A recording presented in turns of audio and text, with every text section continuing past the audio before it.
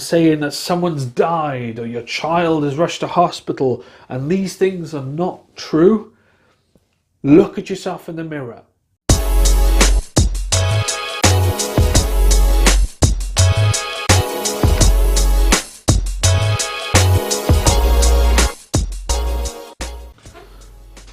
I thought I'd do vlog 3 is a little different this week. I haven't got quite the same segments as last week. I'll try next week to do a bit more segmentees. This week it's a bit more of a conversational rant.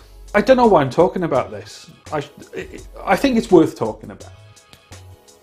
I've been doing low-level roles this week, and there's a warehouse role, there's a couple of low-level like engineering roles, all under 22 grand. It's not a surprise to me when it happens. I probably booked, looking at my whiteboard, 11 interviews this week for these 2 roles. The warehousing role is heavier on the interviews than the other one. And out of those 11 interviews, I've had 4 cancellations. 4. And you think, that's what happens when you book as many interviews. Not really. The previous couple of months, if I looked at how many interviews were booked, and let's say we take the first 11 that I come to, no one cancelled the interviews. And what the biggest kind of contrast here is salary. The 11 interviews going back in time before these 11 interviews, the average salary was about 35 grand. The average salary in these warehouse roles, 21 to 22 grand. 40% cancellation rate across these roles. But it's not the cancellation rate that worries me. It's the reasons that is used to cancel the interview. When it comes to cancelling the interview, when it comes to saying, I do not want to go to this interview because, or I cannot go to this interview because, you start seeing human nature. The 4 cancellations I've had, my nan has died, I've got family problems, my mum has died, and my grandfather has died. Those are the 4 that I've had this week. And when you kind of look at it, you think, okay, how many times has that happened to us as recruiters? And how many times does it keep happening at this level, at this salary level with candidates? And it happens more so with this salary level than the higher levels. I've even had people that have rearranged an interview on the phone call because their mother has died. And that particular candidate was on 45 grand a year, phones me up and says, Mark, my mum has just died. I do not want to miss out on this opportunity. I've got to sort some stuff out. Can we move this interview until Monday? Is that possible? Can you please arrange that for me? And you go and do it, and it all works out. That guy actually got placed. With these guys, it's not my nan has just died, my mum has just died.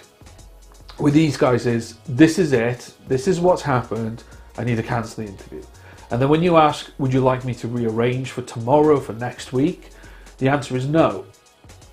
So then that kind of says to you then, are you either that distraught that your family member has died, which I'm sorry to hear that, or is this really what is happening? When we want to get out of something, we automatically, when we're trying to self-preserve ourselves, we automatically flip to an extreme. And that extreme is on a varying scale, by the way, depending upon what we want to get out of. You see it on some cop dramas or cop shows where, real life cop shows, and they go and they catch a criminal, and then the people that don't want to be caught, they go into this extreme. They pass out or pretend to be passing out or scream or flare out and cry, and we go to this self-preservation mode. And it's the same thing when we go to interviews. We go to this self-preservation mode and we go to an extreme. So our excuse, our reason to get out of that interview has to be extreme. I just got into a car accident. My car's broken down. My dog's died. My children have just come home sick. The school has called me. I need to go and attend to them. Someone's been rushed to hospital. Someone has died. All extremes. and all extremes that push the blame and excuse and the problem away from you. And I'm not saying some of them are not true. I would say a percentage, car breaking down or someone dying or kids, it happens. Life happens. But the amount of times it happens to us recruiters and hiring managers is extraordinary, and especially at a certain pay banding. And I think people need to realise they've got to be honest with themselves. When they don't want a job, you've got to say the word, no, I don't want to go to that interview. I don't think that job fits with what I'm looking for.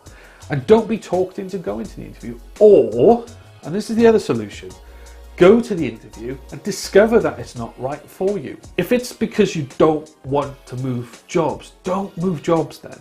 Stay in that job for 6 months and do your best to make that job something that in yourself you believe in. If it's not, go to these interviews. Yes, they're painful. Yes, we all have to do them, but it's the only way to advance our lives forward towards a goal we all hope to achieve. You have to go through these pain barriers in life. And if you're naturally flipping excuses to the extreme and lying to the teeth and saying that someone's died or your child is rushed to hospital and these things are not true, look at yourself in the mirror, because this is what you're going to be like for the rest of your life if you do not stop it today. Thank you for listening to my rant. I'll promise I won't rant next week. Why not check out thomaslee.co.uk for the latest jobs in engineering and technical sales across the UK? Or even, how about you check out our blogs and vlogs for the latest thoughts about recruitment and tips on how to find a job and how to find candidates as well.